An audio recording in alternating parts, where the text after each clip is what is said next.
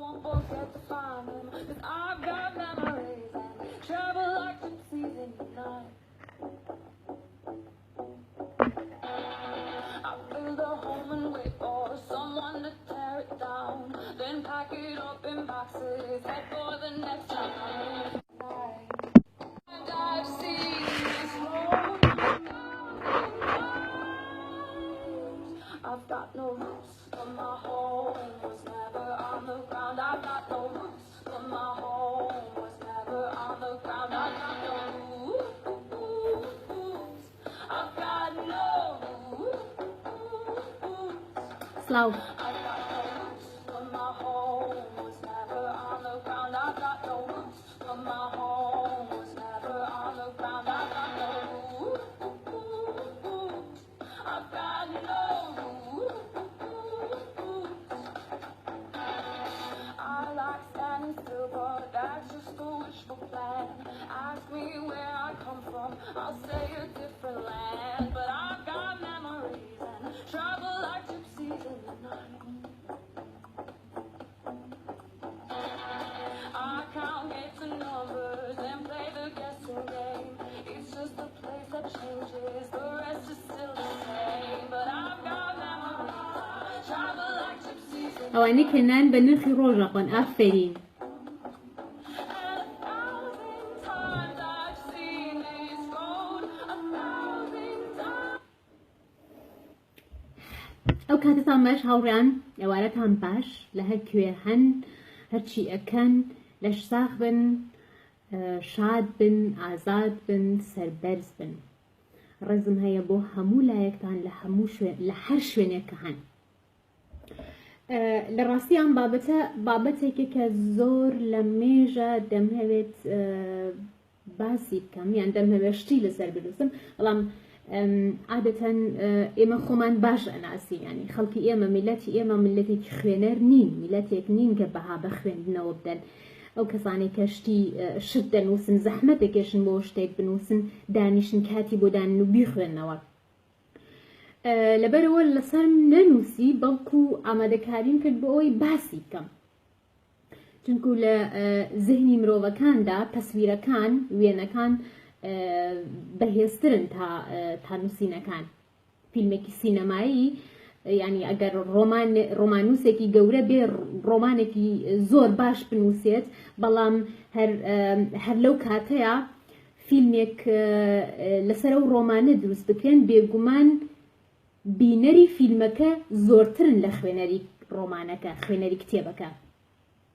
بەهەرحاڵ بابەتەکەی ئەمڕۆمان کێن ئەوانەی کە ئازادی بە ئێمە ئەفرۆشن و مامەڵە بە ئازادیەوەکەن.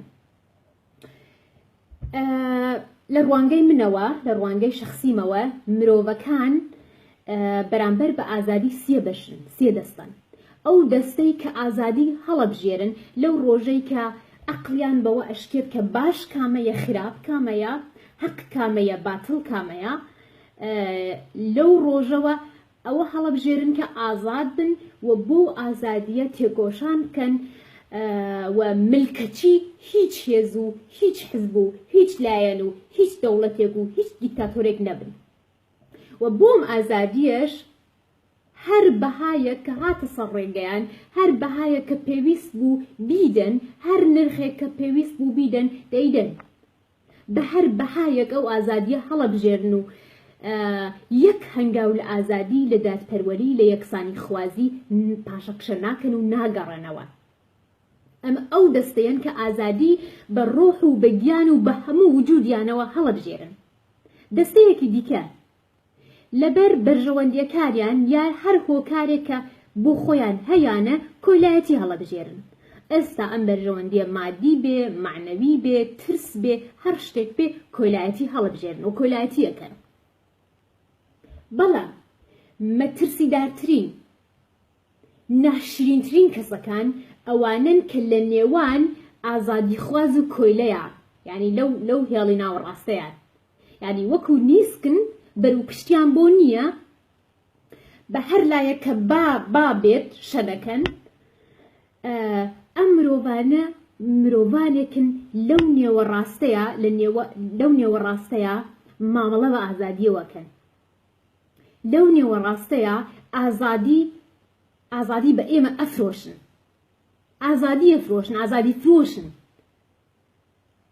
حەق فرۆشن، مافرۆشن. ئێستا ئازادی وەکو هەمومان نەزانین کاڵا نییە، کاڵایەک نییە کە کڕین و فرۆشتنی پێ بکرێت، کە مامەڵەی لەسەر بکرێت، کە نرخی بۆ دابنرێت، یعنی نرخی مادی بۆ دابنرێت کە چەنە. تەواو لەسەر بە کۆکی. بۆچی مرۆڤە نەزانەکان، مرۆڤە ئاسووکەکان، مرۆڤە کۆیلەکان لە کۆمەڵگەی کوردی ئێمە زۆر زووتر و زۆر گەورەتر، زۆر خێراتر پۆبلیک دەبن، پۆپیلەر ئەبن؟ بۆ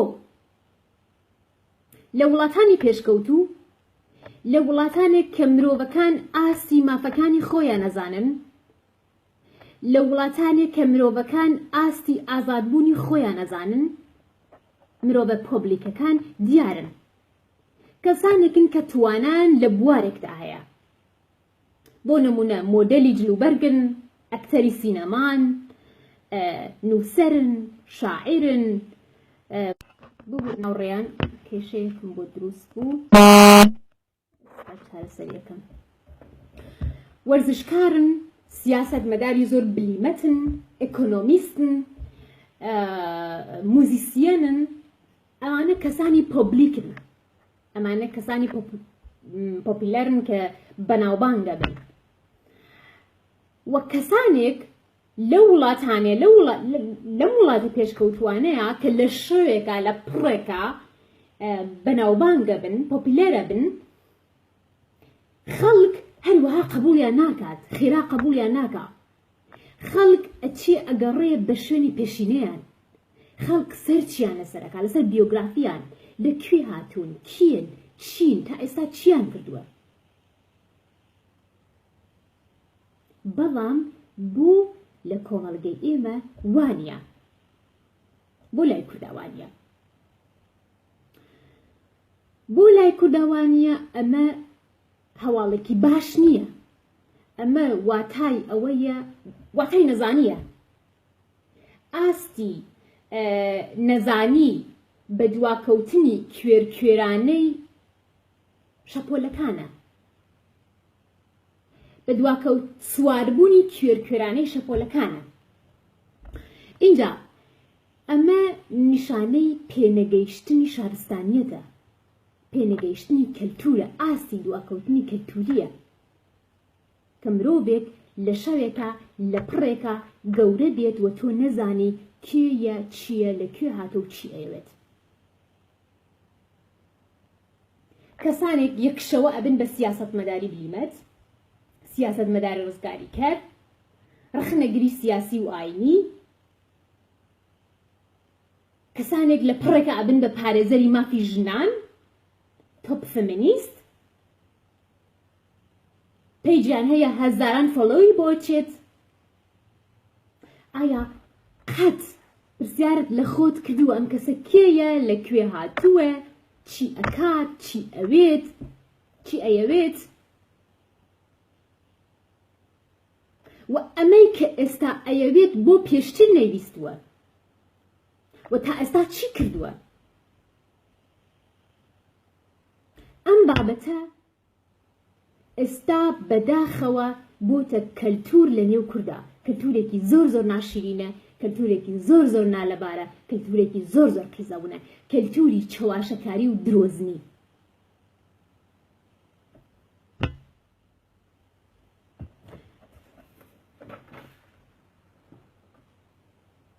هاوڕێیان، مێژووی خەباتی کوردی، مێژووی حیزبایەتی کوردی، ئێستا ئێمە باسی باشەکان ناکەین. مرۆڤەکان ڕخنە لە باشی ناگرن، ڕخنە لە خراپیەکان ئەگرن. مێژووی حیزبایەتی کوردی مێژوویەکی پڕ لە هەڵا، پڕ لە خەیانەت، پڕ لە درۆ، پڕ لە دووڕووی، پڕ لە گەندەڵی، پڕ لە بازرگانیکردن بە کوردایەتی و ئازادی خوازی و یەکسانی خوازی بووە.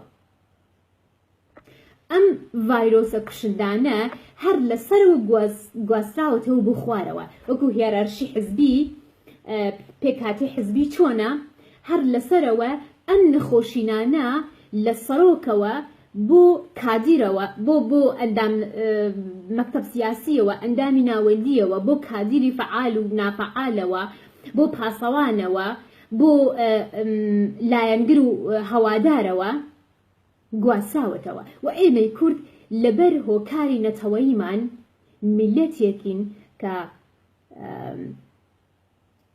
وەکو تاکی حزبین ئێستا ڕاستە و خۆ یان ناڕاستە و خۆ ئەگەر جاش نەبین گرەدراوی حزبێکین لایەنگری حزبێکین گرایش و لاخوازیمان بەرەو حزبێک هەیە و هەمومانم نەخۆشینانەمان هەیە بێ یەک و دوو هەمومان ئەم نەخۆشینانەمان هەیە بەڵام ناشرینترینیان چەواشەکاری و درۆزنیە ینی ناخۆشترین ناشرینترین ئەو نەخۆشینە حزبایەتیانە لە ئێمە وەکو تاکی کورد چەواشەکاری و درۆزنیە سێکن هاوڕێیان لە مێژووی جاسووسی دنیاە سیخوڕی دنیاە بەتایبەت جاسووسی لە سەردەمانی شەڕە ئەو جاسووسانەی ئەو سیخوڕانەی کە خۆیان تەسلیمی لایەنی بەرامبەر کردوواتە دوژمن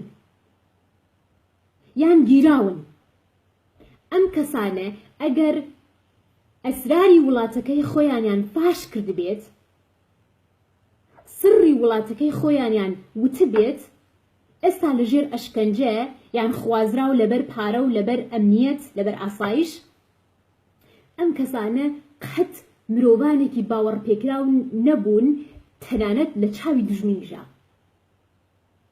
چونکو دژمنەکانیان لەسەر ئەو باوەڕیە بوون مرۆڤێک ئەسرار و سڕی وڵاتی خۆی بفرۆشێت مرۆڤێک نییە کە قابلی متمانە بێت کە ئەوانش متمانە وەکو دوژمن تەنانەت متمانەی لەسەر بکەن دوای ئەوەی کە تەخلیەی زانیاری بوون ئێستا لە مێژووی زۆر لە دەستگا سیخوڕیەکانی دنیا ئەگەر بیخوێنینەوە لە دەستگای کاگب رووسیا CIA ئەمریکا مۆساد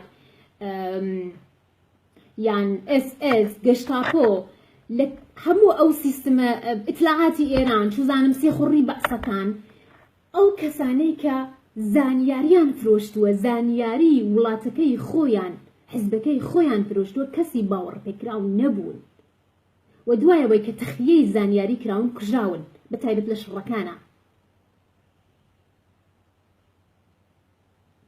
ئەمە بێپەیوەندی نییە بابەتەکەی ئێمە بۆی نمونەم هێنایەوە هاوڕێن بۆ نمونە لەم ساڵانی دوایەیە دوو کەسی زۆر بەناوبانگ هەن کە لە پەردە لابردن پەردە هەڵدان لەسەر سکاندالە زۆر گەورەکانی سیاسەتمەدارە زۆر گەورەکان دەوڵەتە زۆر گەورەکان لە ئاستی ئابووریدا لە ئاستی سیاسیدا لە ئاستی جاسووسیدا لە ئاستی ژینگەدا پەردەیان لەسەر ڕسوایی و سکاندالی زۆر گەورە هەڵداوە یەکێکیان جولیان ئاسانژە یەکێکیان ئەدوارد سنۆدنە بەڵام جیاوازیەکی زۆر گەورە لە نێوان ئەم دوو کەسایەتیە هەیە جیاوازیە گەورەکان چییە؟ جولیان ئاسانژ کەسێکی ڕۆژنامەنووسە ناشرە لێکۆڵەرە توێژەرە بەرنامەنووسی پرۆگرام داڕێژەری کۆمپیوتەرە ئینترنێتە و دامەزرێنەری پێگە یان وێبسایتی ویکیلیکسە ئەم کەسە هەر لە سەرەتاوە زانیوێتی چیەکات هەر لە سەرەتاوە ئەوە ئیشی بووە کە پەردە لەسەر ڕسواییە سیاسی و جاسووسی و ئابووریەکان هەڵداتەوە ئەمە کاری بووە ڕۆژنامەنووس بووە توێژەر بووە بەڵام ئەدوارد سنۆدن کێ بووە ئەدوارد سنۆدن کارمەندی پێشووی دەستگای زانیاری ناوەندی ئەمریکا بووە، پەیمانکاری پێشووی ئاژانسی ئاسایشی نەتەوەی ئەمریکا بووە. ئەدوارد سنۆدن هەر لە سەرەتاوە کە ڕۆشتۆتە نێو کارەکەی خۆیەوە، یعنی هەر مرۆڤێکی ئەمریکی یان نا ئەمریکی غێری ئەمریکی دەزانێت کە ڕێکخراوە جاسوسیەکان، ڕێکخراوە سیخۆڕیەکان، دەستگا ئاسایشەکانی ئەمریکا چەندە گەندەڵن و چەندە دەستیان هەیە لە تێکدەری وڵاتانی دیکە بەتایبەت وڵاتانی ڕۆژهەڵاتی ناوەڕاست. هەموو کەس ئەمانە ئەزانێت. و ئەدوارد سنۆدن چەند ساڵ کاری کردووە لێەوە وەکو کارمەند. پارەی لیان گرتووە، مانگانە بە هەزاران دۆلاری لیان وەرگرتووە لەبەر ئیشەکەی خۆی، لەبەرەوە خزمەتی کردوون، یعنی خزمەتی بە پێشکەوتن و بەردەوامبوونی ئەو سیستەمە کردووە. بەڵام لە پڕێکە بۆ ئەبێ بە قارەمانێکی جیهانی، لە پڕێکە بەڵگەکان، دێکۆمنتەکان، ئەو دێکۆمنتانەی کە نیشانە کە ئیسبات دەکات لەسەر ئەوە کە ئەمریکا دەستگا سیخڕیەکانی ئەمریکا جاسوسی لەسەر پەیوەندیە تەلەفۆنی و ئینتەرنێتیەکانی وڵاتانی دیکە ئەکەن ڕاستەوخۆ، یعنی مکالمەی تەلەفۆنی، ئینتەرنێت، تەواوی ئەو شانە کۆنترۆڵ ئەکرێن بە تایبەت وڵاتانی یەکێتی ئەوروپا. لە پڕێکە بۆ حەست بەمە ئەکات و لە پڕێکە ئەم بەڵگانە بە هەزاران دۆلار بە گاردیان ئەفرۆشێت. ئەی بۆ ئەو ساڵانەی کە پارەی وەرەگرت هەستی بەم شانە نەکرد، باسی ئەو شتانەی نەکرد. جیاوازی ئەدوارد سنۆدن و جولیان ئاسانژ لەمەدایە. یعنی ئەدوارد سنۆدن لە چاوی منەوە قارەمان نییە، پاڵەوان نییە، بەڵام جولیان ئاسان لە چاوی منەوە کەسێکی ڕێزدارە، کەسێکە کە بەردەوام هەوڵی داوەکە شەفاف پەردە لەسەر ڕسوایەکان لابات. ئەم نمونەیەم هێناوە چونکو ئەم نمونە دەتوانین ڕێک کۆپی پێستی بکەن لەسەر کۆمەلگای کوردی ئەمە، بەڵام بە شێوازێکی زۆر ترسناکتر، زۆر بەرفراوانتر، زۆر خراپتر.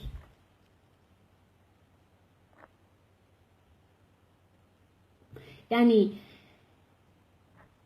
وەکو باسمان کرد، مێژووی حیزبەکانی ئێمە مێژوویەکی خاوێن نین.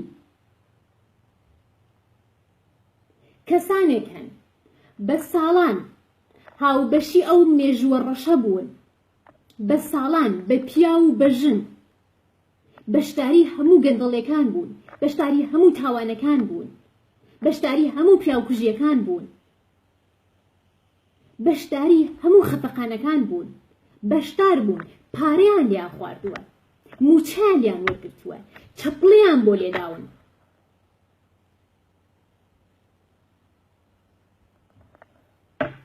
ئێستا لەبەر بەرژەوەندی شەخصیان، لەبەر پارە، لەبەر پێگا، لەبەر ترس یان هەر شتێتر بەشدار بوون و پارچەیەک بوون لە هەموو ئەو تاوانانەی کە لە نێو حیزبایەتی کوردیدا بووە. بۆ خۆیان پارچەیەک بوون. بەڵام هەتا کاسەیان لەگەڵ کۆزەی حیزبەکان لە یەک ئەدا و هەتا کێشەی شخصیان بۆ دروستە بێت، ئەو کاتە لە پڕێکە ئەبن بە مەسیحی مەوعود، ئەبن بە هێرکول، ئەبن بە هێلموت شمیت لێمان، ئەبن بە ڕزگاریکەی ملەتی کورد لێمان، ئەبن بە فریشتە لێمان.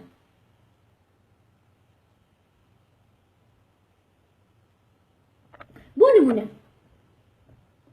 کابرا بە ساڵان لە نێو پەکەکەدا بووە، لە ئاستی بەڕێوەبەرایەتیدا، لە ئاستی بەڕێوەبەرایەتیدا بڕیاری ڕاستەوخۆی دیاریکراوی لەسەر باش و خراپ داوە.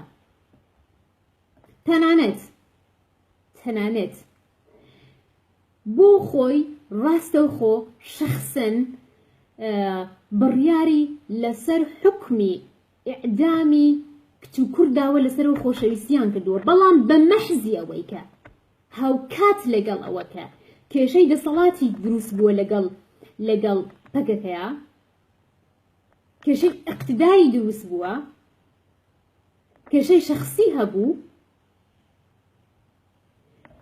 ئەلەو کاتەیە جیا ئەبێتەوە و دواتر باسی عەیبەکان و تاوانەکان و نازانم کەم و کورتەکانی پەکەکە ئەکات. ئەی باشە هەموو ئەو ساڵانە کە لەوێ بوویت و وەکو بەرپرس ڕاستەوخۆ بڕیارت لەسەر هەموو شتێک ئەدا، ئەی ئەو کاتانە بۆ باست نەکرد، ئەی ئەو کاتانە بۆ نەبووی، ئەو کاتانە بۆ باسی ئازادی و یەکسانی خوازیت ناکرد. و هەروەها تەنیاوە نییە، تەنیا لە نێو پارتیە یەکەتی، گۆڕان، کۆمەڵە، دموکرات، ئەم کەسانە هەن فراوان. دواتر جیا ئەبنەوە و باسی عەیبەکانەکەن. خەڵکی وان بینیوە، هەوڕیان خەڵکی وان بینیوە لە سێ مانگ سێ حزبی بووە بە ئەندامی سێ حزبی ڕۆژهەڵات، و هەر کات لە حزبێک جیا بۆتەوە هاتووەتە نێو حزبێکی دیکە، ئەیبی ئەو حزبەکەی دیکەی کوتووە، ئەو حزبەکەی دیکە زاڵمە، مافی کادرەکان ئەخوات، خەریکە خیانەت بە میلەت ئەکات، و دیسان کە لەمەش جیا بۆتەوە ڕۆشتۆتە ئەو حزبەکەی دیکە، دیسان باسی ئەم حزبەی کردووە. ئەمانە 100% لە 100% چەواشەکارین، ئەمانە درۆن، ئەمانە جنایەتن.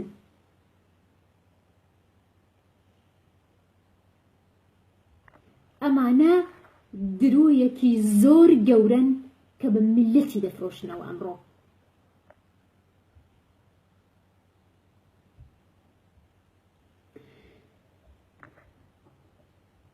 لە هەموو شتەکانە بەشدارە من بخۆیان پارچەیەکن لەو سیستمانە، و دواتر کە کێشەی شەخسیان ئەبێت بە ساڵان لێشیان ئەخۆن کە کێشەی شەخسیشیان ئەبێت، اینجا ئەبن بە هەرکولە خۆیان بە هەرکول بە خەڵکە ناسێنرێن،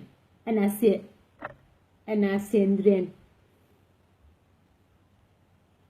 خۆیان ئەکەن بە ژاندارک لەسەر خەڵک.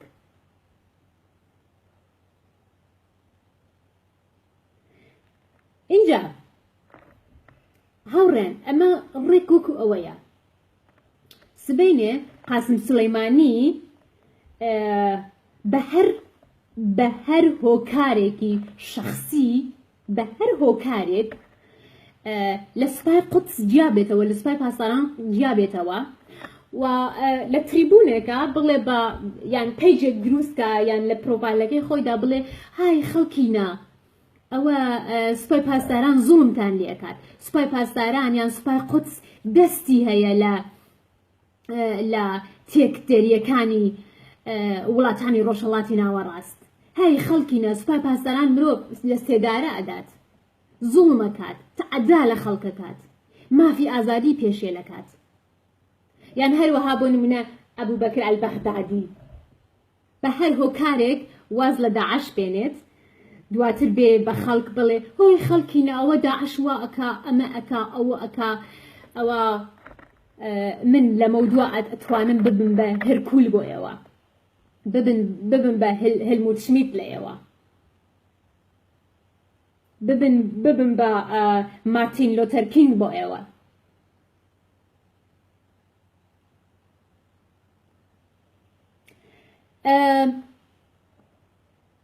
کەواتە ئەم کەسانە کەسانی ئازادی فرۆشن، ئەم کەسانە کەسانێکن کە مامەڵە بە ئازادی واکەن، ئەم کەسانە کەسانی چەواشەکارن کە ئەیانەوێت خۆڵ لە چاوی من و تۆ و ئەم میلەتە بەدبەختە بکەن. هاوڕێیان مرۆڤی ئازاد و یەکسانی خواز و دادپەروەر هەر لە سەرەتاوە یەکسانی خواز و دادپەروەر و ئازادی خوازە. نابێت بە بەشێک لە هیچ دیکتاتۆریەتێک، نابێت بە بەشێک لە هیچ تاوانێک، نابێت بە بەشێک لە هیچ جەنایەتێک. بەدەیان کەسە ناسم، بەدەیان کەسایەتی کورد ئەناسم، ژیرن، خوێندەوارن، توێژەرن، ڕۆژنامەنووسن. ئەو کەسانە ئەتوانن بە شەوێک ئەگەر تەنیا بە حیزبێک بڵێن بەڵێ دەتوانن بە شەوێک ببن بە میلیۆنێر، بەڵام نایکەن. ئەم کەسانە هەن لە کۆمەڵگەی ئێمە، کەسانی بەڕاستی ئازادی خواز، کەسانی بەڕاستی دادپەروەر هەن لە وڵاتی ئێمە کە بە سادەترین شێواز ژیانەکەن، بەڵام ملکەتی هیچ لایەنێک نین، ملکەتی هیچ نەعەداڵەتیەک نین، بە هیچ نرخێک، بە هیچ قیمەتێک نایکەن. سەرەڕای ئەوەی کە ئەتوانن جەدەن دەرجەدی خۆیان و مناڵیان حتا ئەو ڕۆژەی نەفەسەکێشن بخۆیان و بە مناڵیان لە لوکسرین ژیانە بژین، بەڵام هەڵی نابژێرن، بەڵام تەرجیحی ناکەن بۆ خۆیان. و ئەو مرۆڤانە ئازادی خوازن، ئەو مرۆڤانە ئازادی پەروەرن، یەکسانی خوازن. ڕۆژنامەنووسی وا ئەناسم لە ڕۆژنامەنووسی کوردی وا ئەناسم بۆی ئەکرێت لەلایەن زانستیەوە، لە تواناوە، لە ئاسی ڕۆژنامەنووسیەوە دەتوانێت یەک نەتوۆرک بە کولی بەڕێوەبەرێت، بە ڕۆژنامە و بە مەگازین و بە تیڤی و بە ڕادیۆ و بە هەموو شتێکەوە. بەڵام تەنیا ئەگەر بە یەک کەناڵی حزبی، بە یەک حزب بڵێ ئەبن بە کۆیلەتان ژیانی لەم ڕووە ئەچێتە ئەو ڕووەوە، بەڵام هەتا ئێستا نەیکردووە. هەتا ئێستا ژیانێکی زۆر سادەی هەیە، بەڵام هیچ تەعویزێکی لە بەرابەر ئازادی خوازی، لە بەرابەر دادپەروەری و لە بەرابەر یەکسانی خوازی نەداوە. ئەمرۆ بە ئازادی خوازانە هەن، ئەمرۆ بە پرەنسیپانە هەن، ئەمرۆ بە ئەخلاقانە هەن، بەڵام ئەم مرۆڤانە بەرامبەر ئەم بەردەوام لە کۆمەڵگەی ئێمە کەسانێکن کە ئیزۆلاکرێن. بە هەفتان، بە مانگ ئەم کەسانە بابەت ئامادەکەن، توێژینەوەکەن، لێکۆڵینەوەکەن، بابەتی زانستی و فەلسەفی ئامادەکەن، لە پرۆفایلەکەیان دایەنن، لە پەیجەکەیان دایەنن، بەڵام 100 لایکیان بۆ ناچێت، بەڵام 50 کۆمنتیان بۆ ناچێت. ئەمانە نەخۆشینن، ئەمانە بەڵام لە کۆمەڵگەی ئێمە.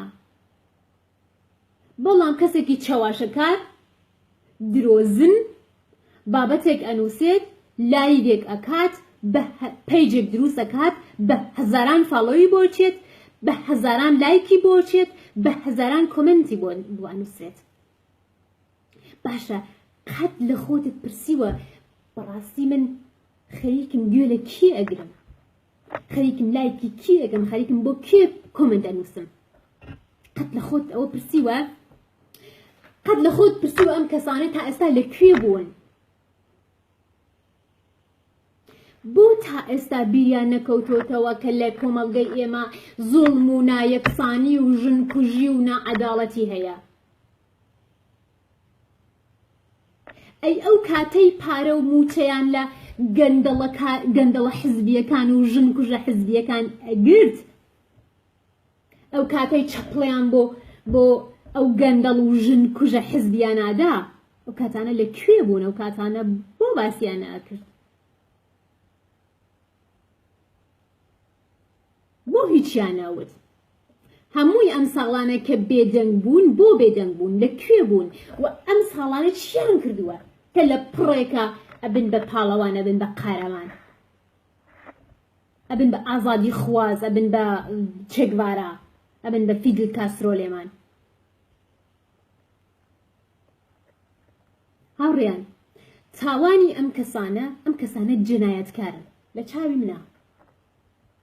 ئەم کەسانە تاوانبارن، جنایەتکارن، تاوانەکانیان زۆر زۆر قورسە.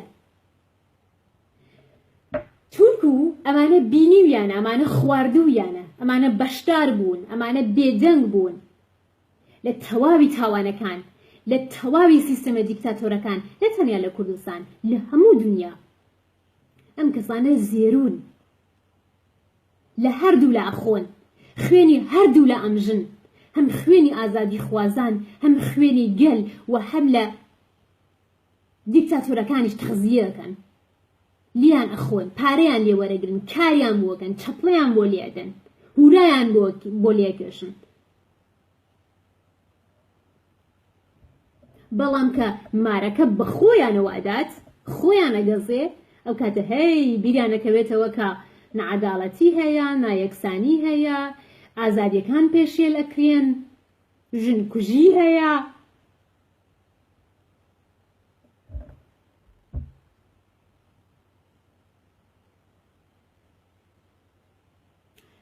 بەس ئەوەی کە بەڕاستی زۆر پێم سەیرا، ئەوەی کە بەڕاستی دڵتەزێنە، تراژەدیە، ئەوەیە کە چۆن میلەتێک ئەوەندە سابیکە بێت کە دۆست و دژمنی خۆی لە یەک نەکاتەوە.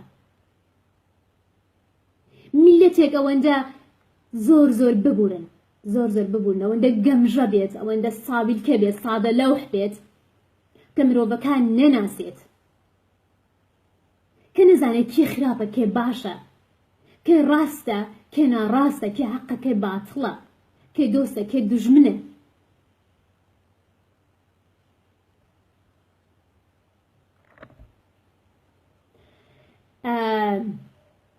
اینجا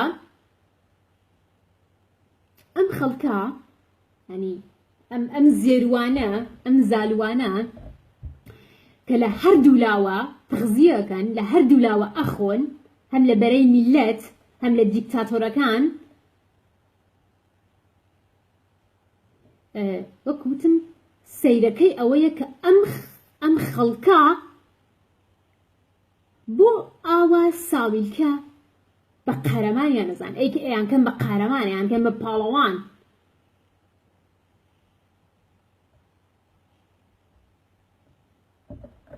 اینجا دێن باسی دادگایکردنی فلانە کەس و بێوانە کەسەکەن.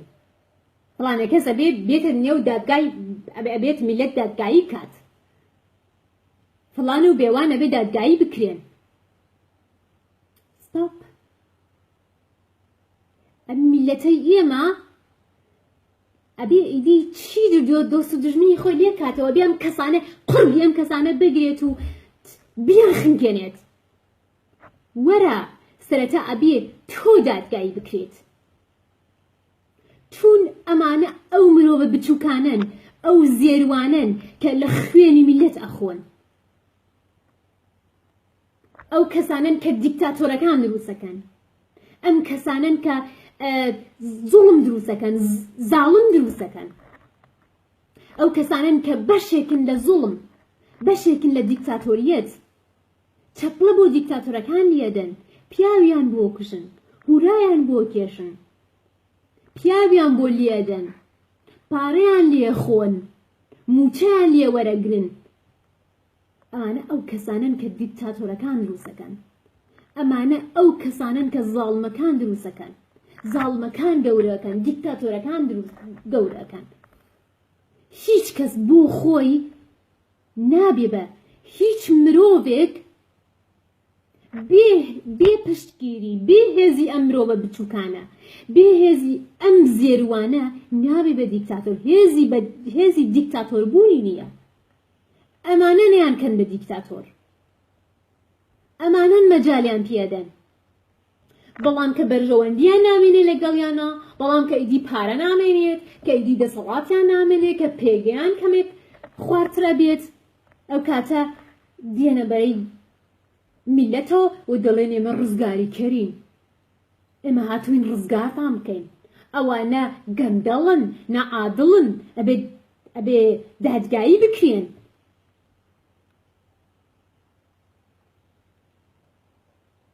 و میلەتیش زۆر بە ئاسانی زۆر بە سادەیی زۆر بە سابیلکانە گەورەیانەکات یان کات بە پاڵەوان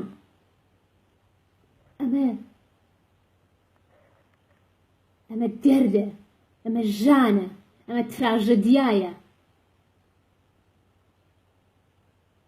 ئەم مرۆڤانە بۆ خۆیان لە سەرەتاوا بێدادگایی بکرێن بۆ خۆیانە بێ لە بەرابەر میلەت جوابگو بن جوابی میلەت بدەنەوە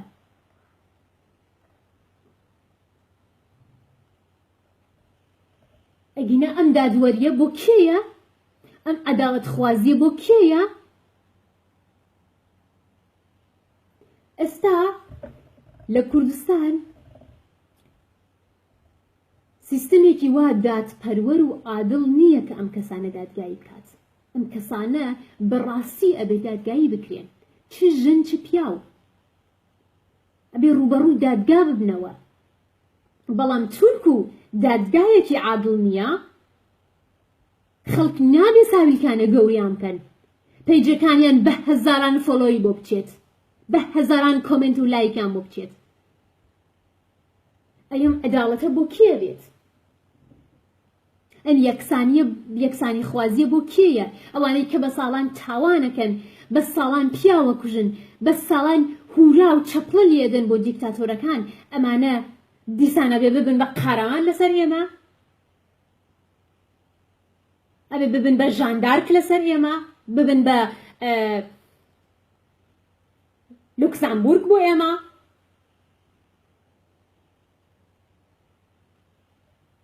کە ئەم زێروانە ئەم بازرگانانەی کە بازرگانی بە ئازادیەوەکەن ئەم مرۆڤە بچووکانە ئەم جنایەتکارانە ئەم تاوانبارانە لە پڕێکە بێن ببن بە قارەمان لە ئاستی زۆر گەورەی کۆمەڵایەتیە لەو سەرەوە دانیشن ئەی جێی مرۆڤە ژیرەکانی ئێمە لەکوێن جێی مرۆڤە ئازادی خوازەکانی ئێمە کە بە ساڵان ژیانێکی نەکبەت و ناڕەحەت و سادەیان هەڵبژێردراوە و یەک هەنگاو لە ئازادی و لە یەکسانی خوازی پاشەکشیان نەکردووە لەکوێیە جێگەیان ئەبێ لەکوێ دانیشن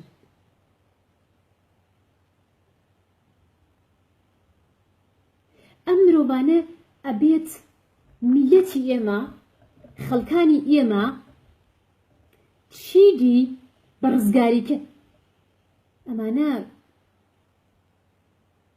یعنی بۆ هەمومان ناسراون هەمومان لێیان ناسین هەمومان لێیان ناسین ئەمانە ئەگەر ئەمڕۆ سیستەمێکی عادڵ نییە کە دادگاییان بکات بەڵام خۆ خەڵک هەن بایکۆتیان بکەن بلۆکیان بکەن لە هەر شەقام و کۆڵانێک لە هەر کوێ کە پیان پێگەن تفێ بکەنە نێو چاویان چاواشەکارن درۆزنن جنایەتکارن تاوانبارن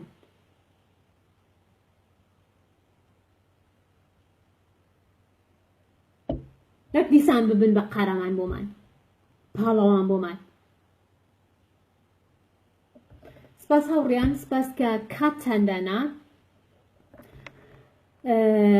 بەیەکەوە بووین گوێتان گرت سپاس بۆ ڕێستان بۆ کاتەکەتان دیسان لە هەر کوێ هەن خۆش بن تەندروست بن ئازاد بن شاد بن سەربەرز بن ماڵاوە